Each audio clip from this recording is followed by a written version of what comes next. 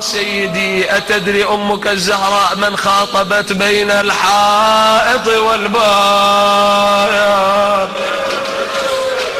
أول ما عصروها. بعضكم عندكم بنات الله يخليهن، شايف البنية شلون تدلع على أبوها، شلون علاقتها بأبوها، وخصوصا فاطمة اللي يقول روحي التي بين جنبي.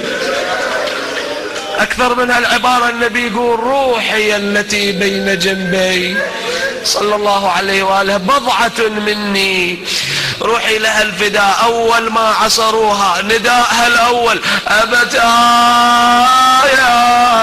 انظر ماذا صنعوا بحبيبتك من بعدك. يقول لما سقطت فاطمة هسه أبين لك شلون وقعت وأحكي لك ما أقدر ما أقدر أحكي شلون فاطمة شلون وصل.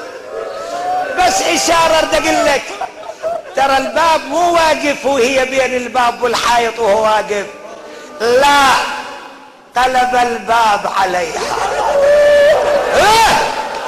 قلب الباب دفعه سقطت على ظهرها يا حامل، سحت على صدرها فوق الباب. هاي القضية لا شكل باي شكل هاي الموضوع يا ابوي هذا موجود. عاد بهالحالة من وقعت والباب وكذا صاحت يا علي ادركني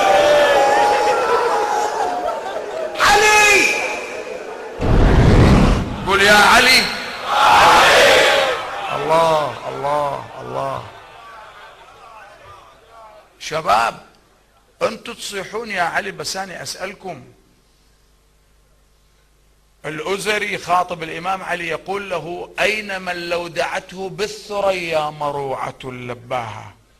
بالثريا اذا مروعة وحدة خايفة تصيح يا علي يوصلها الامام علي. بارك الله. بس اريد اسألكم سؤال احبتي، بين امير المؤمنين والزهراء كم متر كان؟ الزهراء صاحت يا علي؟ لا ما صاحت يا علي، لان عارفه الموقف. صاحت يا فضة اليك فسندي.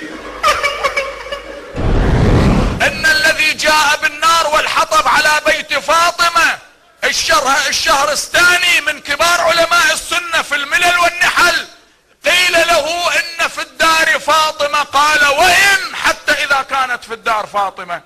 الزهراء قالت له اتحرق بيتي علي، تحرق بيتي علي انا واولادي وزوجي؟